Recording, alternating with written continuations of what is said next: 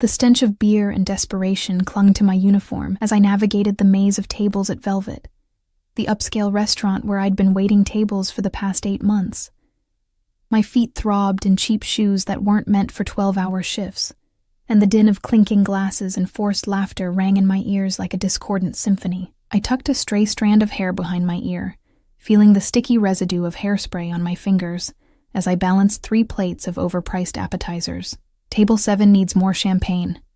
Marco, the floor manager, hissed as he brushed past me, his cologne leaving a sickly sweet trail in his wake.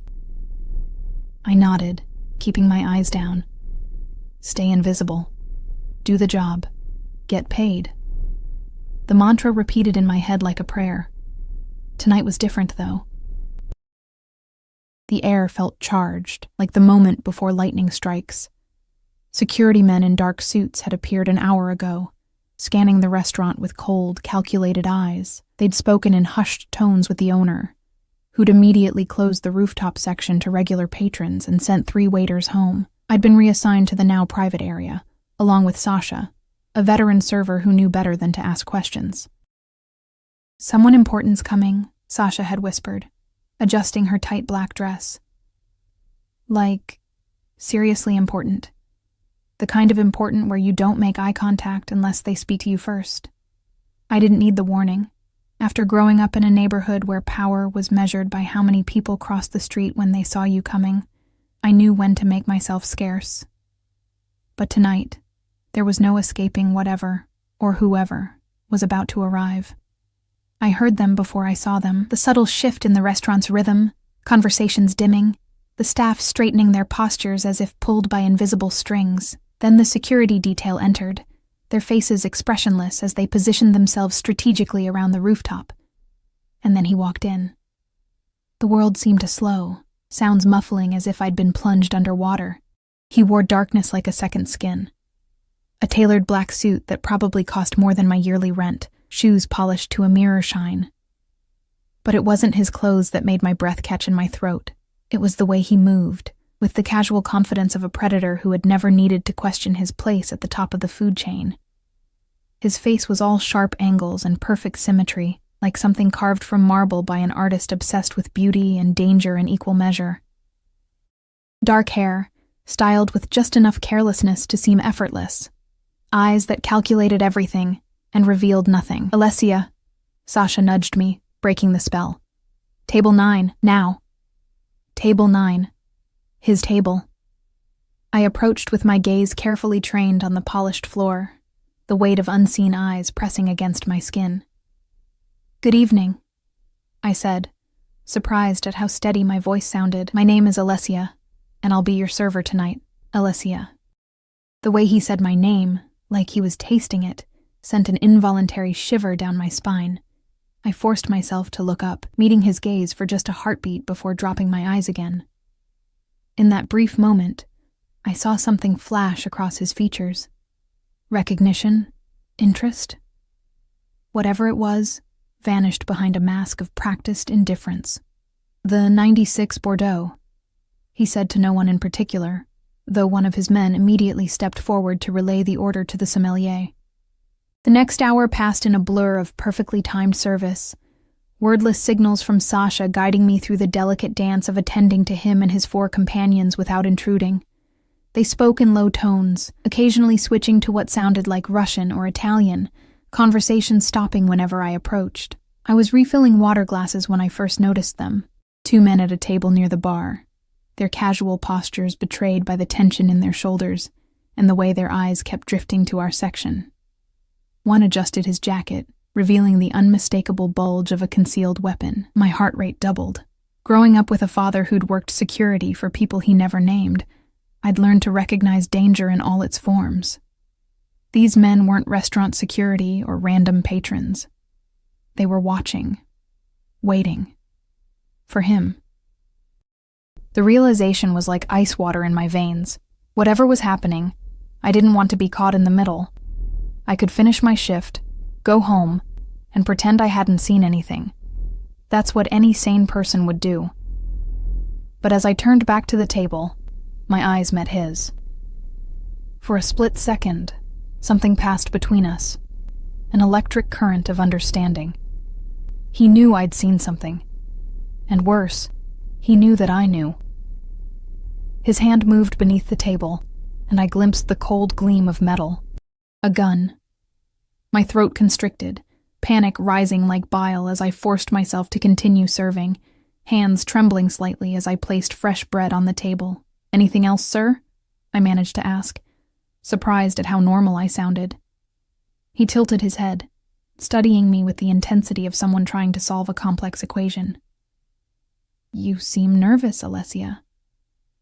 His voice was rich, accented but perfect in its enunciation, with the faint rasp of someone who commanded rather than requested. I felt the weight of his name, though he hadn't offered it, recognized the power even without knowing its source. "I'm fine," I lied, the words sticking in my suddenly dry throat. His lips curved into a smile that didn't reach his eyes. Liar. The accusation hung between us, soft enough that only I could hear it. One of his companions glanced at me, then quickly away, as if afraid to show interest in something that had caught his boss's attention. I excused myself, retreating to the kitchen where I pressed my back against the cool tile wall, trying to slow my racing heart. The two men were still watching. Whatever was about to happen, it wouldn't end well. I thought of my sister Lily, only 16 and depending on me since our parents died last year. I thought of the stack of unpaid medical bills from Mom's final months, the second job I'd taken to keep our apartment. I couldn't afford to lose this job. I couldn't afford to get involved. Yet something pulled me back to the rooftop, to his table, to those eyes that seemed to see through every defense I'd built. As I cleared plates from a neighboring table, I made my decision. Pulling a small notepad from my apron pocket, I scribbled quickly. "They're watching you. Act normal. 2 men near bar, armed." I folded the note into a tiny square, palming it as I returned to his table with the dessert menu. "Our special tonight is a chocolate soufflé with raspberry coulis," I said, placing the menu before him and discreetly sliding the note beneath. His hand covered mine for the briefest moment, warm and unexpectedly gentle. When he pulled away, the note was gone and his expression hadn't changed. But something had shifted in the atmosphere around him, a new alertness rippling through his men, though no words had been spoken. "The soufflé sounds perfect," he said, his eyes never leaving mine. "And a word with you, privately." My stomach dropped. One of his men stepped forward, gesturing toward a secluded corner of the rooftop. I followed, legs moving automatically while my mind screamed at me to run. "What did you see?" he asked once we were alone, his voice low and urgent. "2 men," I whispered. "By the bar. They've been watching your table for the past hour. One has a gun." His jaw tightened almost imperceptibly. "Why tell me? You could have walked away." It was a good question. One I didn't have a good answer for. "I don't know," I admitted. "I just didn't want to see anyone get hurt, including me." His eyes narrowed. "You don't know who I am." "I know enough," I said, surprising myself with my boldness. "I grew up around men like your security. I know what you are." A dangerous smile played at the corners of his mouth. "I very much doubt that, Alessia." The way he said my name made it sound like a secret between us. He stepped closer, and I fought the urge to back away. "My name is Adrian Volkov. Remember it, Adrian Volkov." The name sent a jolt through me. Even I, deliberately oblivious to the city's underworld, had heard whispers of the Volkov family, Russian immigrants who'd built an empire of legitimate businesses layered over darker enterprises. They owned half the waterfront properties, numerous nightclubs, and according to rumors, several judges and politicians. And now Adrian Volkov knew my name, had touched my hand, was standing close enough that I could smell his cologne, something expensive and subtle, like cedar and spice. "I appreciate your warning," he continued, "but I need to know if you've told anyone else." "No," I said quickly. "I wouldn't." "Good." He cut me off. "Keep it that way." The cold authority in his voice reminded me exactly who I was dealing with. Whatever momentary connection I'd imagined between us evaporated, replaced by the stark reality of our positions. He was Adrian Volkov, and I was nobody, a waitress who'd made the potentially fatal mistake of getting involved. I should get back to work, I murmured, trying to step around him. His hand shot out, fingers wrapping around my wrist, not painful, but unmistakably restraining. Not yet. Every instinct screamed danger, but beneath that was something else. A treacherous flutter of excitement I refused to acknowledge. "My men will handle our friends at the bar," he said, his thumb absently tracing circles on the inside of my wrist. "But now there's a new problem." "What problem?" "You." His eyes traveled over my face with deliberate slowness. "You've seen too much. Become a liability." Fear flooded my system. "I won't say anything. I swear. I just want to do my job and go home." "To where?" he asked casually. "The apartment on Willow Street? With your sister Lily? The one with the piano scholarships and the college applications due next month?" My blood turned to ice. "How do you—" "I make it my business to know things, Alessia." His voice softened fractionally. "Don't look so frightened. If I meant you harm, we wouldn't be having this conversation." The men who'd been watching were now being discreetly escorted out by Adrian's security, their expressions a mixture of confusion and suppressed panic. No one in the restaurant seemed to notice, the evening continuing its elegant flow around the quiet removal. "What happens now?" I asked, hating the tremor in my voice. Adrian's expression changed, something almost gentle replacing the cold calculation. "Now you finish your shift, go home, kiss your sister goodnight, and tomorrow you come work for me instead." "Work for you?" I echoed, disbelief momentarily overshadowing fear. "At my private residence. Better hours, significantly better pay." His grip on my wrist loosened, but he didn't let go. "It's not a request, Alessia. You've inserted yourself into my world. This is the consequence." Before I could respond, he pulled me closer, so close that anyone watching would think we were sharing an intimate moment. His lips brushed against my ear, sending an involuntary shiver through my body. "They're still watching," he whispered. "Not the men we removed. Others. Play along if you want us both to walk out of here alive tonight." Without warning, his hand slid to the small of my back, drawing me against his chest. My hands instinctively pressed against the solid wall of his torso, feeling the heat of him through the expensive fabric of his suit. "Laugh," he commanded softly, "like I've said something charming." I forced a laugh, the sound brittle and unconvincing to my ears, but apparently sufficient for our audience. "I'll protect you," he murmured, his breath warm against my skin. "But from now on, you're mine. Do you understand?" The possessiveness in his voice should have repulsed me. Instead, it awakened something primal, a dangerous attraction I couldn't afford to feel. "I don't belong to anyone," I whispered back, trying to inject defiance into my voice. His soft chuckle vibrated against my cheek. "We'll see."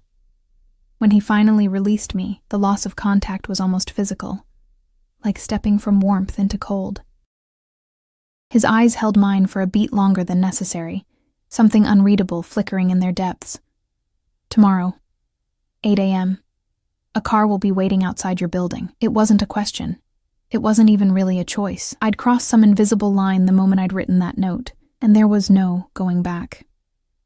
As Adrian returned to his table, resuming his conversation as if nothing had happened, I felt the weight of what I'd done settle over me.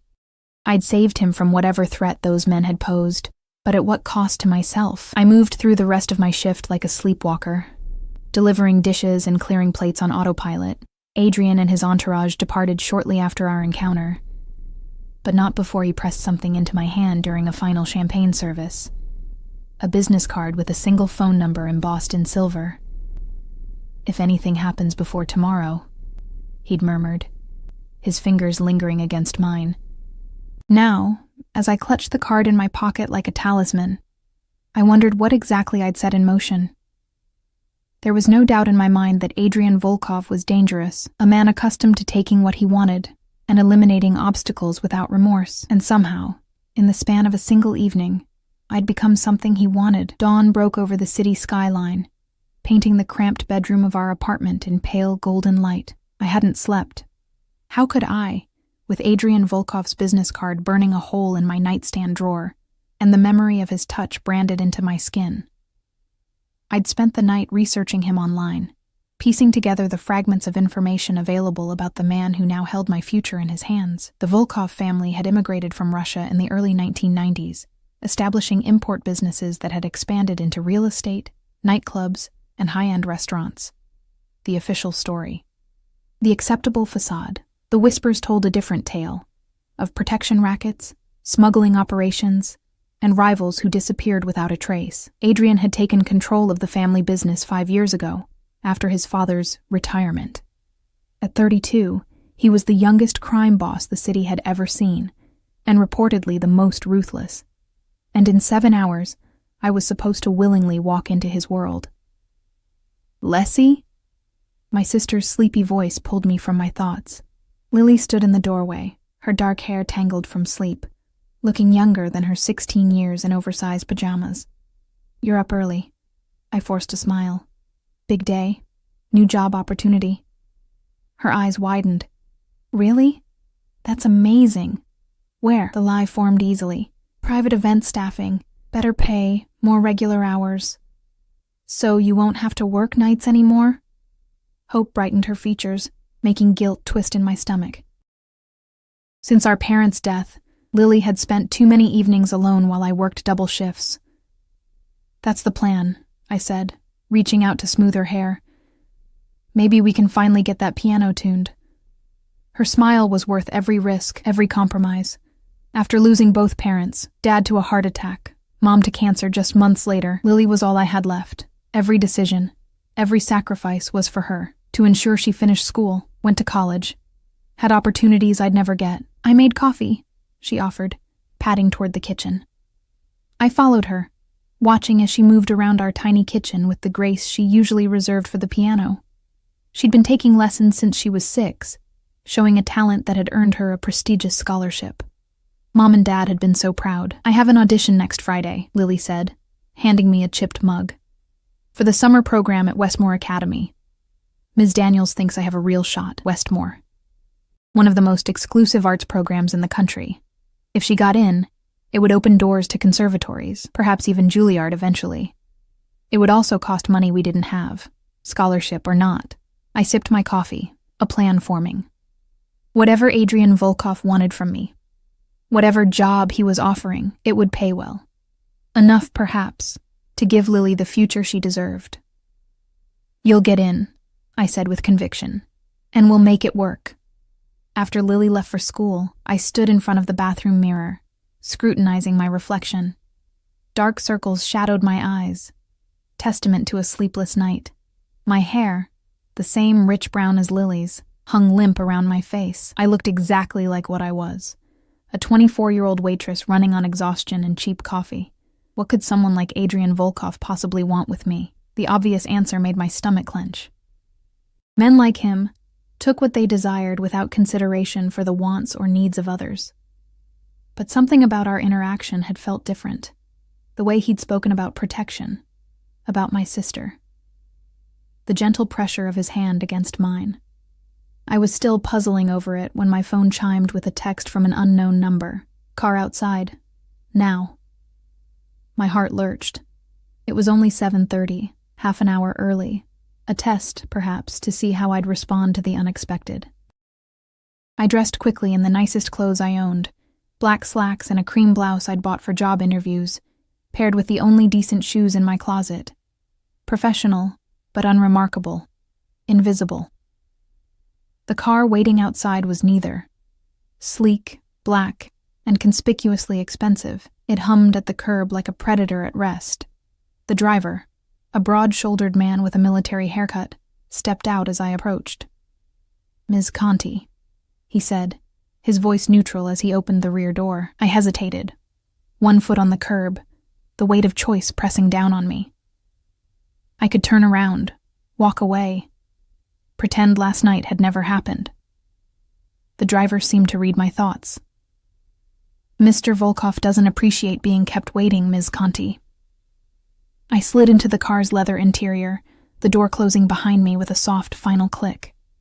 The journey took us from my working-class neighborhood toward the wealthy northern suburbs, where gated communities housed the city's elite.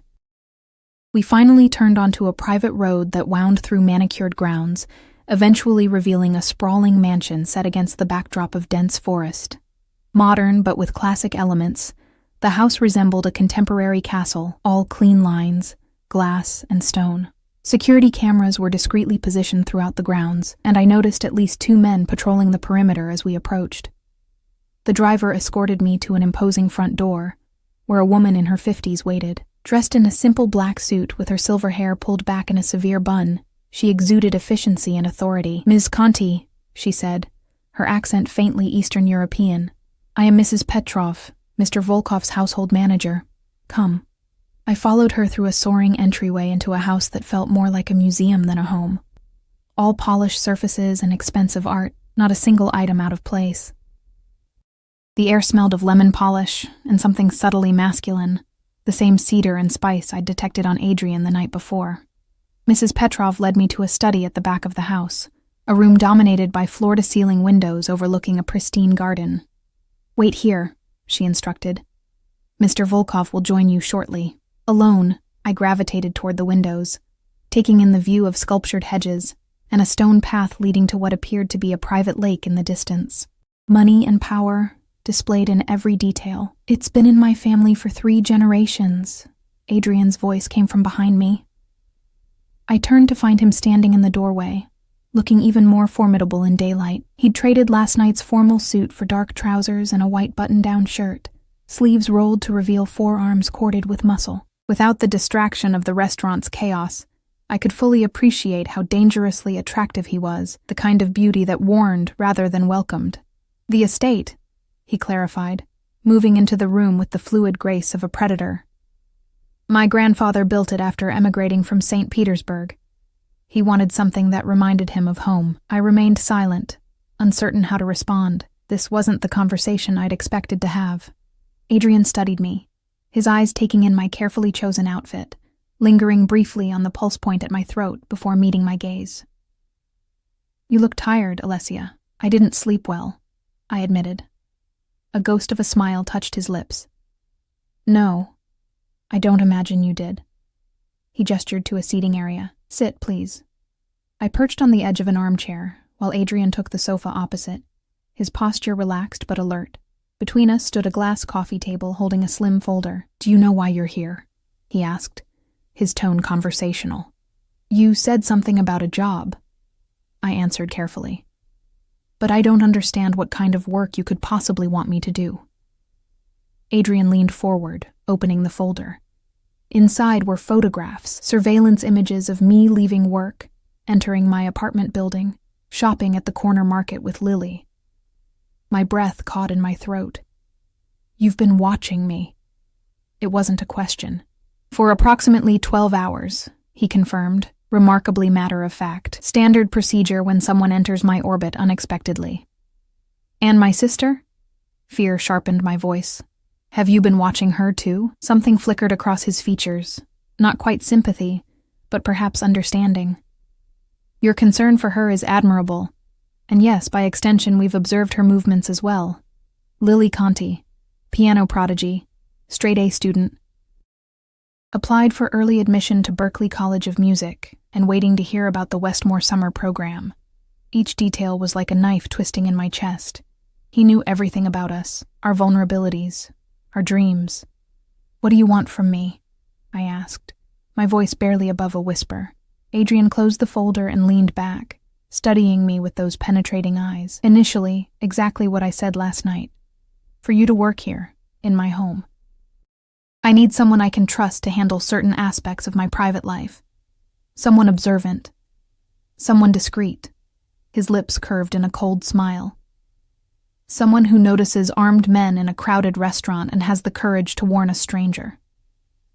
"I'm a waitress," I said. "Not a... whatever you're looking for. You're underestimating yourself." His tone was almost gentle. "You're intelligent, resourceful, and you understand survival in a way most people never have to learn. These are valuable qualities. The compliments, unexpected and oddly specific, threw me off balance. So, you want me to be what? A personal assistant?" "Among other things." He paused, seeming to choose his next words carefully. "The men from last night were connected to a rival organization. They've been watching me for weeks, looking for weaknesses, patterns they could exploit. Thanks to your warning, we were able to identify and neutralize the immediate threat. But the situation is ongoing." A chill ran through me as I began to understand. "You want me to help you identify more of these people?" Adrian shook his head. "I want you to help me create a diversion. A change in my patterns that will confuse their surveillance." "How?" He fixed me with a steady gaze. "By being seen with me, publicly, frequently, as someone important to me." The implication hung in the air between us. He was asking me to pretend to be his lover, or at least someone close enough to alter how his enemies perceived him. "Why me?" I asked. "You could hire an actress, someone trained for this kind of deception." "Because you're genuine," he replied simply. "You have no connections to my world or my enemies, and because you've already demonstrated loyalty without incentive."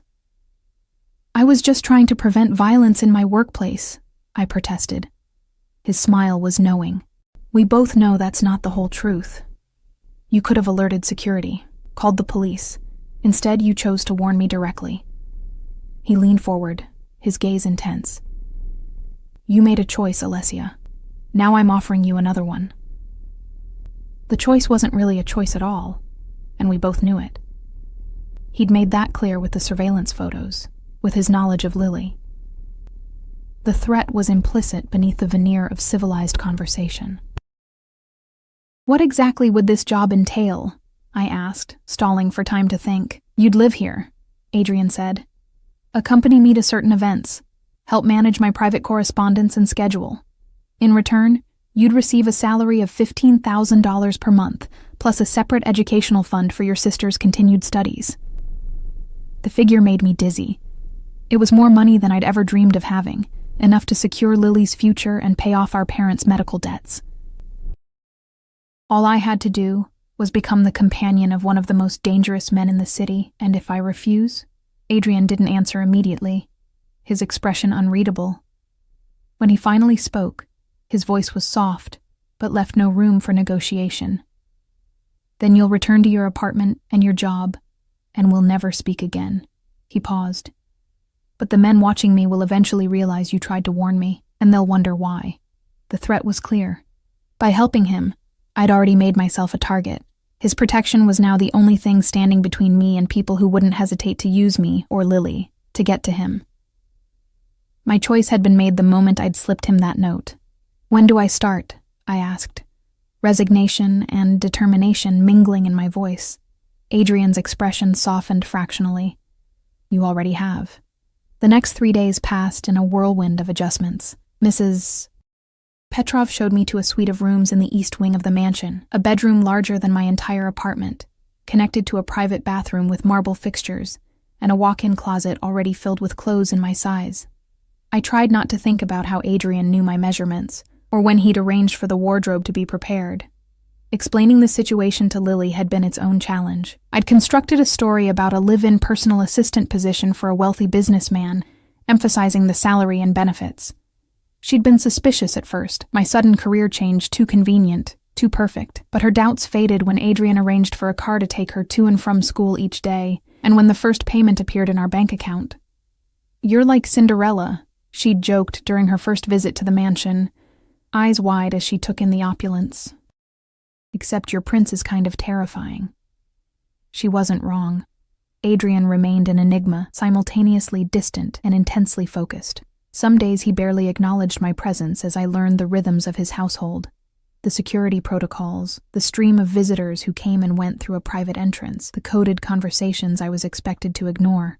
Other days he'd appear suddenly at my side, asking pointed questions about my observations or opinions. Today marked my first public appearance with him. A charity gala at the city's art museum, where the Volkov family was apparently a major donor. Mrs. Petrov had laid out a gown on my bed. Midnight blue silk that flowed like water. Elegant but understated, the message was clear. Beautiful enough to be on Adrian Volkov's arm, not striking enough to draw attention away from him. I was applying mascara when a knock came at my door. I expected Mrs. Petrov with last-minute instructions, but instead found Adrian himself, resplendent in a tuxedo that emphasized his broad shoulders and lean waist. "You're not ready."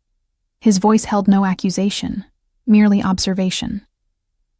"Another 10 minutes, I replied, fighting the urge to cross my arms over my silk robe. "I didn't expect you personally." His eyes traced over me with clinical detachment. "We need to discuss your role tonight." "May I come in?" I stepped aside, acutely aware of his presence as he entered my space, the first time he'd done so since I'd moved in. He remained standing as I returned to the vanity mirror, resuming my makeup application with hands that weren't quite steady. "The people we'll meet tonight believe we've been involved for several weeks," he said, watching my reflection. "Private, discreet, but serious enough that I'm now introducing you to my public world. You'll need to be comfortable with physical contact, familiar gestures." I met his gaze in the mirror. "You want me to pretend to be your girlfriend?" "My lover," he corrected, the word sending an involuntary shiver through me.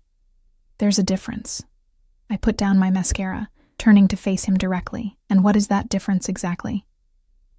Something dangerous flickered in his eyes. "A girlfriend implies a certain conventional relationship, dates, meeting friends, future plans." He took a step closer.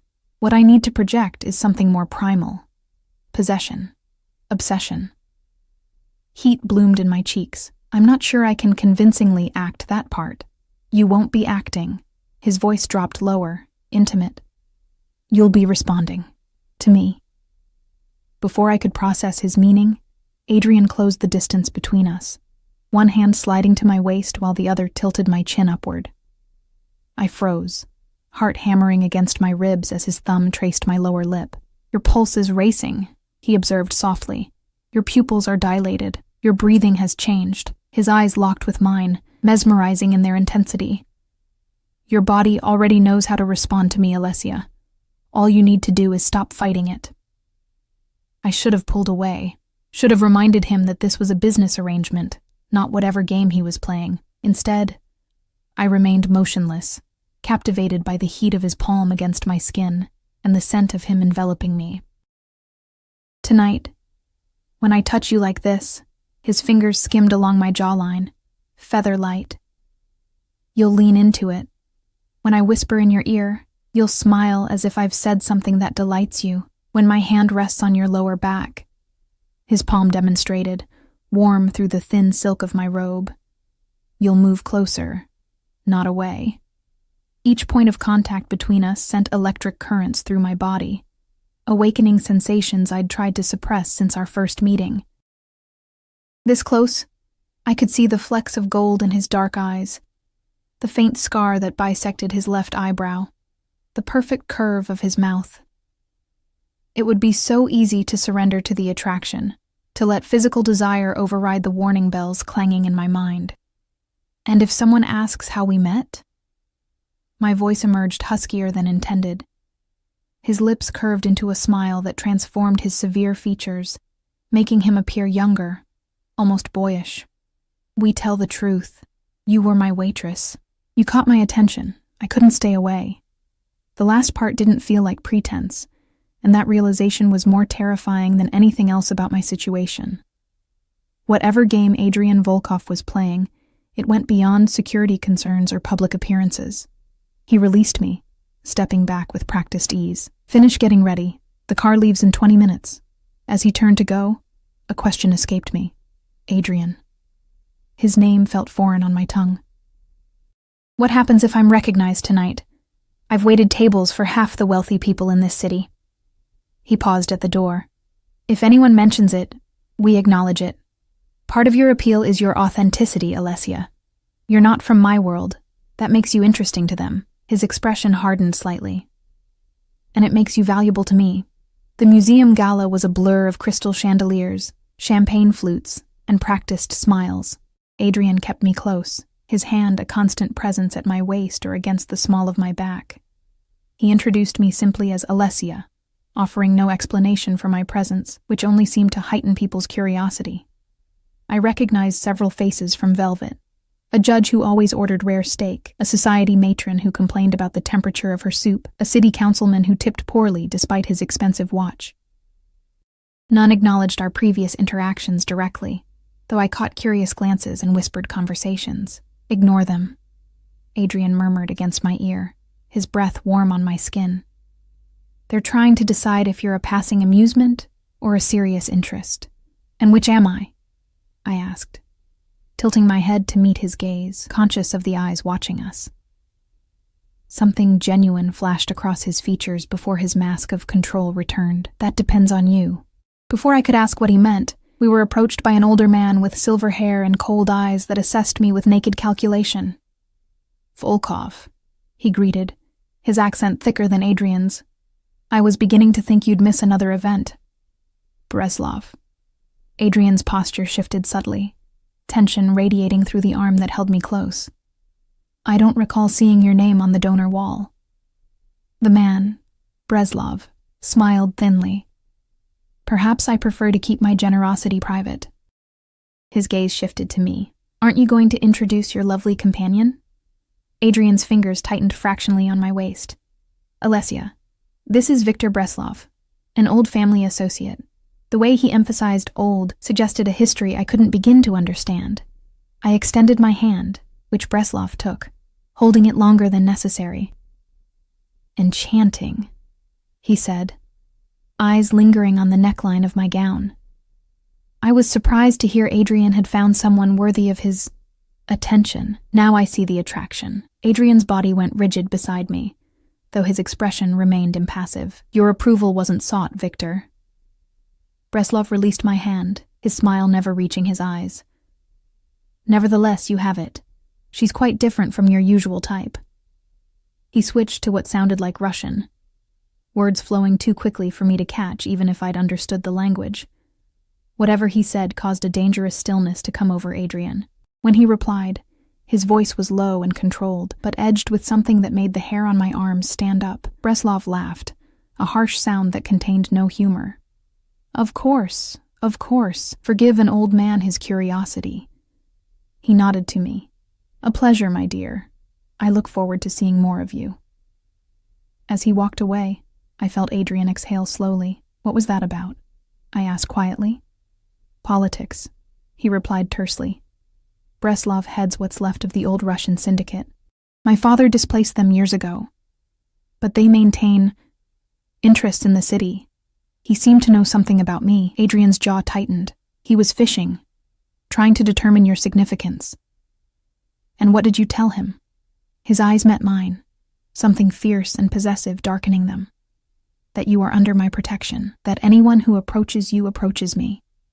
A shiver ran through me that had nothing to do with the temperature. "Is he dangerous?" "Everyone here is dangerous, Alessia." Adrian's voice softened. "But yes, Breslov particularly so. He lost power to my family and has never forgotten it." I glanced across the room, finding Breslov watching us with undisguised interest. "He was one of them, wasn't he? Connected to the men at the restaurant?" Adrian nodded almost imperceptibly. "We think so. Which means your presence beside me tonight has already served its purpose. You've confirmed their suspicions that I've developed a weakness." The realization hit me with sudden clarity. "I'm not a diversion. I'm bait."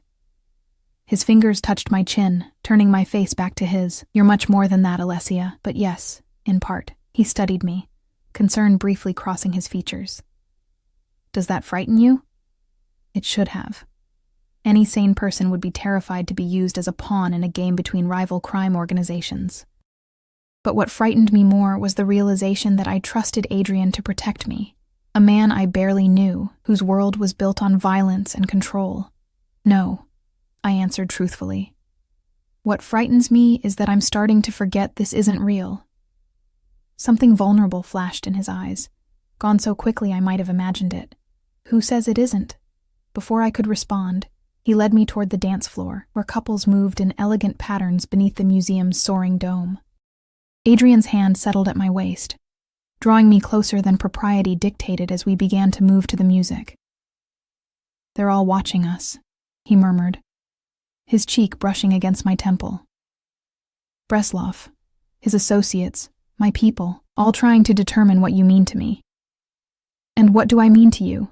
I asked, the question escaping before I could reconsider. His hand splayed possessively across my lower back, heat radiating through the thin fabric of my gown. You're becoming a complication I didn't anticipate. It wasn't an answer, yet somehow it revealed more than a direct response might have. In Adrian's world, complications were dangerous, to be eliminated, not embraced. Yet here I was, in his arms, more entangled in his life with each passing day. As the music swelled around us, I made a decision. If I was to survive this game, I needed to play it on my own terms. I leaned into him, letting my body melt against his, my hand sliding from his shoulder to the nape of his neck in a gesture that couldn't be mistaken for anything but intimate familiarity. Adrian's eyes darkened, his steps faltering momentarily before he regained control. Careful, Alessia, he warned, voice low. Don't start something you're not prepared to finish. I met his gaze steadily. I'm just playing my part. Isn't that what you wanted? His lips curved into a smile that held equal parts appreciation and warning. What I want, he replied, pulling me impossibly closer, is considerably more complicated than that. The morning after the gala, I woke to find a small jewelry box outside my door. Inside, a delicate gold bracelet with a single charm. A tiny key that caught the light as it moved. No note, no explanation, but I knew it was from Adrian. A symbol perhaps of the trust he was beginning to place in me, or maybe a more ominous message, that I now possessed a key that could either lock or unlock something dangerous. I wore it anyway, the gold warm against my skin as I moved through my new daily routine. Mrs. Petrov had taken to teaching me the inner workings of Adrian's household. Which staff members were permitted in which areas, the sophisticated security systems that monitored every entrance, the schedule of maintenance workers who required supervision. Mr. Volkov values his privacy, she explained as we walked the perimeter of the estate, her accent thickening whenever she spoke his name. You must learn to recognize who belongs and who does not. The subtext was clear. I was being trained to spot potential threats, to recognize patterns and irregularities. My role was expanding beyond mere public appearances to something more integrated with Adrian's security concerns. I was reviewing staff schedules in the study when Adrian entered, dressed in his customary dark suit despite the summer heat. He'd been absent since the gala, leaving before dawn the morning after, and communicating only through brief text messages. You're back, I said, setting aside the tablet I'd been working on. Adrian studied me, his gaze lingering on the bracelet at my wrist. Did you think I'd abandoned you? I thought you might be avoiding me, I admitted. Our dance at the gala, the intensity between us, it had crossed a line from performance into something dangerously real. He moved to the window, looking out over the gardens where security personnel patrolled at regular intervals. Breslov made his move, as we anticipated. 2 of his associates attempted to access one of our shipping warehouses last night. A chill ran through me. Were they caught? Yes. The single word held a finality that required no elaboration. I didn't ask what had happened to them, and Adrian didn't volunteer the information. Another unspoken rule of our arrangement. I was to know enough to be useful, not enough to be legally compromised. So, your plan worked, I said, using me as a distraction. Adrian turned from the window, his expression uncharacteristically open. It wasn't just a plan, Alessia. Breslov needed to believe I had developed a genuine vulnerability, a weakness he could exploit. And have you? The question slipped out before I could stop it. He closed the distance between us, reaching out to touch the bracelet on my wrist, his fingers warm against my pulse point. What do you think? The air between us seemed to charge with electricity, the same dangerous current I'd felt the night of the gala. Adrian's hand moved from my wrist to my face, tracing the line of my cheekbone with a gentleness that contradicted everything I knew about him. I think this is becoming complicated, I whispered, echoing his words from the night before. Something like amusement flickered in his eyes. It was complicated the moment you slipped me that note at the restaurant. His thumb brushed my lower lip, the touch sending sparks through my body. The question is whether we embrace the complication or continue pretending it's just business. I should have stepped away, reminded him and myself that I was here under duress, that my presence in his life was a transaction, not a choice. Instead, I leaned into his touch, allowing myself to acknowledge the attraction that had been building since our first meeting. I don't know how to navigate this, I admitted. Your world, these feelings, they're foreign to me. Adrian's expression softened. You're doing better than you realize. He hesitated, then added, I've never brought anyone into my home before, not like this. The confession surprised me. Why me? And don't say it's because I warned you at the restaurant. There has to be more. His hand dropped from my face, but he remained close enough that I could detect the subtle scent of his cologne and feel the heat radiating from his body. The first time I saw you at Velvet, you were different, he said quietly. Everyone else in that restaurant was performing. The staff with their practiced smiles, the patrons with their cultivated importance, but you moved with authenticity. Genuine grace under genuine pressure. A ghost of a smile touched his lips, and then you looked at me, really looked, in a way no one has in years. Not as a Volkov, not as a power to be feared or courted, but as a person you were assessing on your own terms. I remembered that moment, our eyes meeting across the crowded restaurant, the jolt of recognition that had passed between us before I'd dropped my gaze. You were watching me before that night, I realized, before I ever noticed you. Adrian nodded, unapologetic. I come to Velvet often. You caught my attention weeks earlier. I was curious. The implications of his admission settled over me like a physical weight. My involvement in his world hadn't been chance or circumstance. He'd been observing me, perhaps even planning to approach me before I'd ever slipped him that warning note. So I was always meant to end up here, I said, uncertain whether the realization made me feel better or worse. With you. I believe in making my own fate, Alessia. His voice dropped lower, intimate. And since that first night at Velvet, I've wanted you to be part of mine. The raw honesty in his words struck me more powerfully than any elaborate declaration might have. Adrian Volkov, a man who orchestrated his world with calculated precision, admitting to an impulse he hadn't fully controlled or understood. Before I could respond, his phone vibrated. He checked the screen, his expression immediately hardening into the mask of authority I'd come to recognize. Security matter, he said tersely. We'll continue this conversation later. As he turned to leave, I caught his wrist, surprising both of us with the boldness of the gesture. Adrian. His name felt right on my lips now, no longer foreign. Be careful. Something flickered in his eyes, surprise perhaps at my concern. He raised my hand to his lips, pressing a kiss to my palm that lingered longer than necessary. Always, he murmured against my skin. After he left, I remained in the study, my mind racing as I tried to process this shift in our dynamic.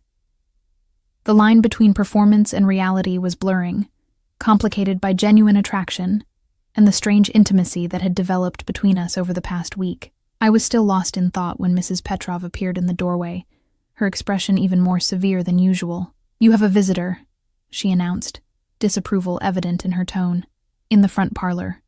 Confused, I wasn't aware I was allowed visitors. I followed her through the mansion to the formal sitting room near the entrance. The person waiting there made my heart stop. Marco, I said in disbelief. Marco Rivera, the floor manager from Velvet, stood awkwardly in the center of the room, looking distinctly out of place among the antique furniture and artwork. His normally immaculate appearance was disheveled, his eyes darting nervously around the space. Alessia. He exhaled my name with obvious relief. Thank God. I wasn't sure they'd let me see you. Mrs. Petrov remained in the doorway, her posture making it clear she was monitoring our interaction. I motioned for Marco to sit, taking the chair opposite him. What are you doing here? I asked, keeping my voice low. Marco leaned forward, his expression urgent. I needed to warn you. People have been asking about you at the restaurant. Dangerous people. He glanced toward Mrs. Petrov, then back to me. They showed up 2 days ago. Russians, I think. Asking how long you'd worked there, whether you knew Volkov before that night. A chill ran through me. What did you tell them? Nothing. I said you'd quit without notice, that I didn't know anything about your connection to Volkov. his hands twisted together anxiously. But Alessia, they knew where you lived, your old apartment. They mentioned Lily. Fear, sharp and immediate, sliced through me. Lily? Is she okay? She's fine, Marco assured me quickly. When they came around asking, I called that number, the one on the card you left for emergencies. Within an hour, some guys showed up at the restaurant. Volkov's men, I guess. They handled it. Relief washed over me, followed immediately by fresh concern. If Breslov's people were looking into my background, asking about Lily. How did you find this place? I asked, suddenly suspicious. Adrian's home address wasn't public knowledge. Marco looked down. One of Volkov's guys brought me, said I should tell you directly what happened. He hesitated. Alessia, what's going on? Are you in some kind of trouble? Is he forcing you to be here? The question was so at odds with the complex reality of my situation that I almost laughed. It's complicated, Marco, but I'm safe. And I'm here by choice. The words felt true as I spoke them. Despite the circumstances that had brought me to Adrian's home, Marco studied my face, clearly not entirely convinced. If you need help... I don't, I interrupted firmly. But thank you for coming to warn me about Lily. Mrs. Petrov cleared her throat pointedly. Ms. Conti, Mr. Volkov has returned and wishes to speak with you in his study. Marco stood, taking the hint. Just be careful, Alessia. Whatever's happening here, these aren't people to mess around with. I walked him to the door, where one of Adrian's security men waited to escort him off the property. As I watched him leave, I felt a strange sense of finality, as if the last thread connecting me to my old life had just been severed. When I entered the study, Adrian was standing by the window, his posture rigid with contained tension. Your former manager, he said without turning. He told you about Breslov's men at the restaurant? Yes, I confirmed. And that they mentioned Lily. Adrian turned then, his expression grave. I've increased security around her school and arranged for one of my people to stay in your old apartment building. She'll be protected, Alessia. I promise you that. The sincerity in his voice should have comforted me, but it only heightened my awareness of the danger I'd brought into my sister's life. This isn't what I signed up for, I said quietly. Lily being threatened because of my connection to you. No, Adrian agreed, moving closer. It's not. And if you want out, I'll arrange it. New identities, a new city, enough money to start over. His eyes held mine, unexpectedly vulnerable, but I'd prefer you stay. His honesty disarmed me. He was offering me freedom, a chance to escape with my sister, to leave his dangerous world behind, and yet, I don't want to run, I admitted, surprising myself with the truth of it. But I need to know Lily will be safe. Adrian reached for me then, his hands framing my face with unexpected gentleness. I will protect what's precious to you as if it were precious to me, he promised, his voice low and fervent. No harm will come to her, or to you. Not while I draw breath. I believed him. God help me, I believed him. 3 days after Marco's visit, Adrian took me to see Lily. We met at a private room in an upscale restaurant downtown, neutral territory that wouldn't expose my sister to Adrian's home or the full extent of his security apparatus. Lily was already waiting when we arrived, her eyes widening as she took in Adrian's imposing presence beside me. So you're the boss, she said bluntly, extending her hand with the fearlessness of youth. The one who's been keeping my sister so busy. Adrian's lips curved into the ghost of a smile as he shook her hand. And you're the pianist. Alessia speaks of you often. I watched their interaction with a mixture of anxiety and fascination, my two worlds colliding in ways I'd never anticipated. Adrian treated Lily with a respectful attentiveness I'd rarely seen him extend to others, asking genuine questions about her music and studies, listening to her responses with actual interest rather than polite pretense. You should hear her play, I told Adrian as our meals arrived. She's incredible.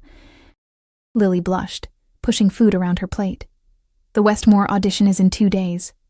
I'm still not sure my Chopin is ready. You'll be perfect, I assured her, reaching across the table to squeeze her hand. Adrian observed our exchange, something unreadable passing across his features. I have connections at Westmore, he said casually.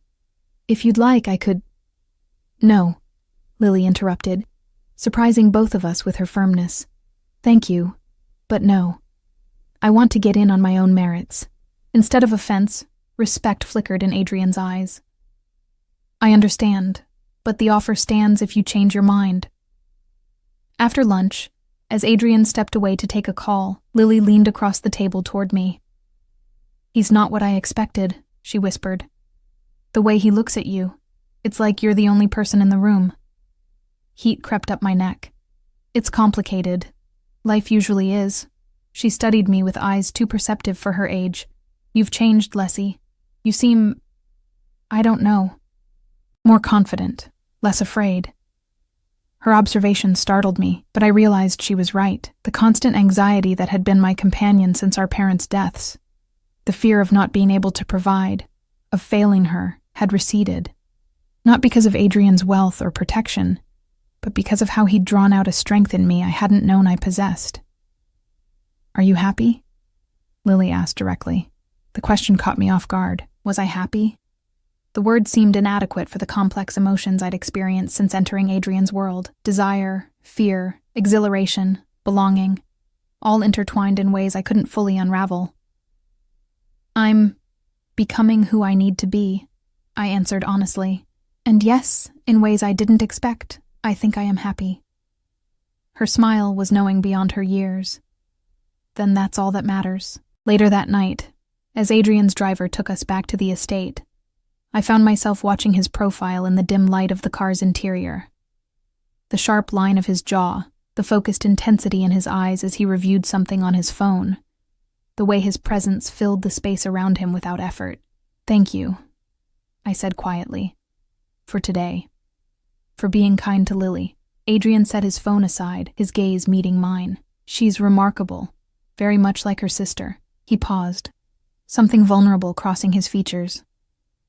My father would have disapproved of today. Mixing family with business. He considered it a weakness. Is that what I am to you? Business? The question hung between us, loaded with all the unspoken tensions and attractions of the past weeks. Adrian reached across the seat, his fingers intertwining with mine with a naturalness that belied the complexity of our relationship. You haven't been just business since the moment you slipped me that note, he admitted. Perhaps even before. The weight of his words settled over me, warming places that had been cold for too long. We rode the rest of the way in silence, our hands still joined, the contact saying more than words could articulate.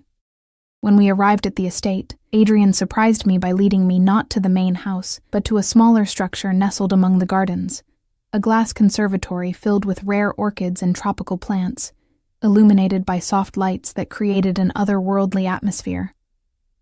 This was my mother's, he explained, guiding me along a stone path between exotic blooms. Before she died, it's the one place on the property my father never entered. I understood the significance of him bringing me here, showing me something personal, a glimpse of the man beneath the calculated exterior of Adrian Volkov, crime boss and feared enforcer. It's beautiful, I said, trailing my fingers over a delicate purple blossom. Peaceful. Adrian watched me move through the space, his expression softening in a way I'd rarely seen. I come here when I need to remember there's beauty in the world, he said quietly.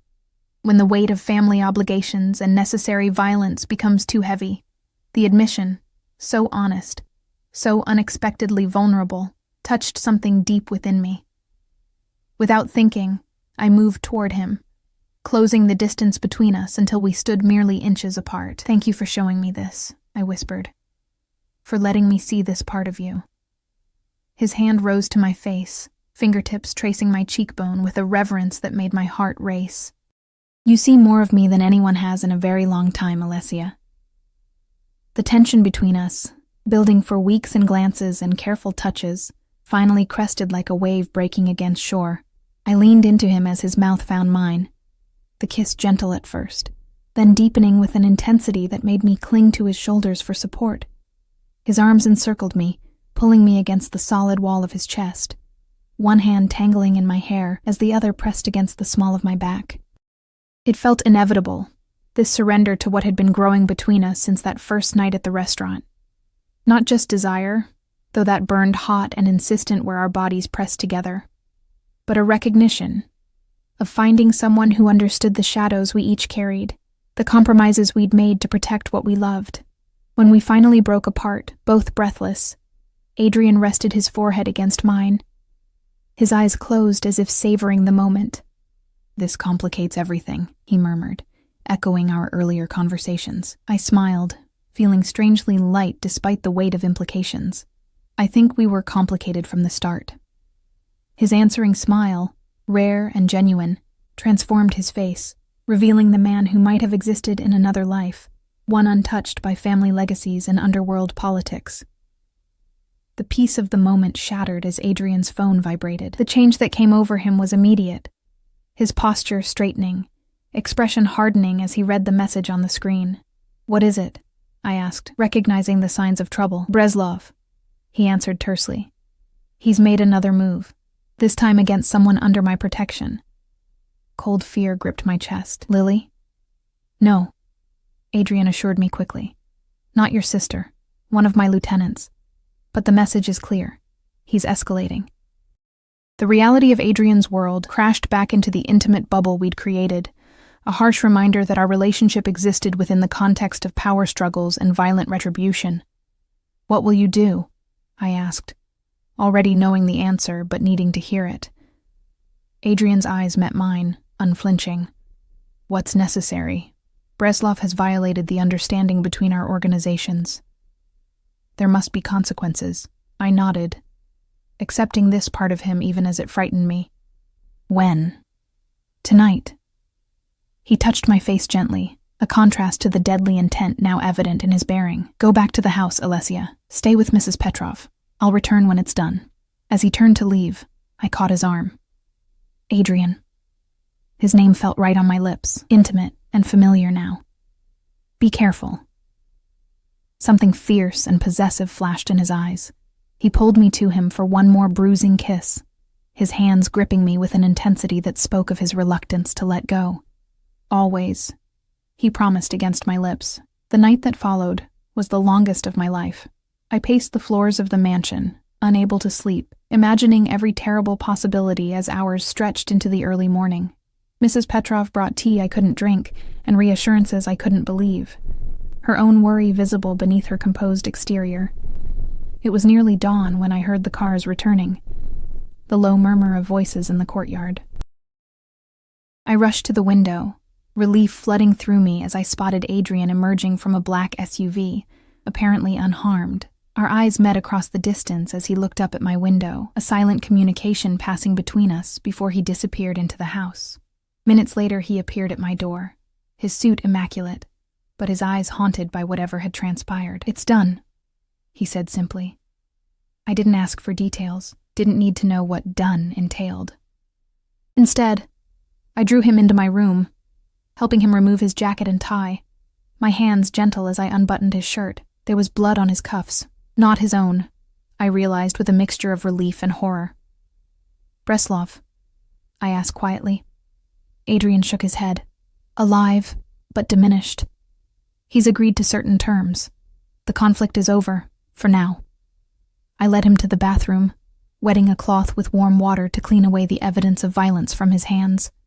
He submitted to my ministrations with an unexpected docility, watching my face as if searching for disgust or fear. Instead, he found acceptance. Not of what he'd done, but of who he was, the entirety of Adrian Volkov, both the man who loved his mother's conservatory and the one who dealt in necessary violence to protect what was his. "You should be afraid of me," he said softly as I finished, his hands now clean, but the memory of blood between us. Any sensible person would run. I met his gaze steadily. "I stopped being sensible the night I slipped you that note." He pulled me against his chest, burying his face in my hair with a shuddering exhale that revealed more vulnerability than he'd likely shown anyone in years. "Stay with me," he whispered, the words somewhere between a command and a plea. "Not because you have to, not for Lily's security or your own protection. Stay because you want to." In that moment, the pretense fell away completely. This wasn't about roles or arrangements or necessary deceptions. This was Adrian, powerful, dangerous, and unexpectedly human, asking me to choose him with full knowledge of all that choice entailed. I lifted my face to his, seeing in his eyes the same conflict that had been warring within me. Duty versus desire. Caution versus connection. Fear versus the rare and precious chance at something real. "I'll stay," I promised, sealing the words with a kiss that tasted of new beginnings and accepted risks. "I choose this. I choose you." Outside, the first light of dawn broke over the estate, illuminating the grounds where armed men still patrolled and dangers still lurked. But within the shelter of Adrian's arms, I found a strange and unexpected peace. The calm certainty that sometimes the greatest risks bring the greatest rewards. My journey had begun with a desperate warning scribbled on a napkin. It would continue in ways I couldn't yet imagine, in a world of shadows and power I was only beginning to understand. But for now, this was enough. The knowledge that in finding Adrian Volkov, I had also somehow found myself.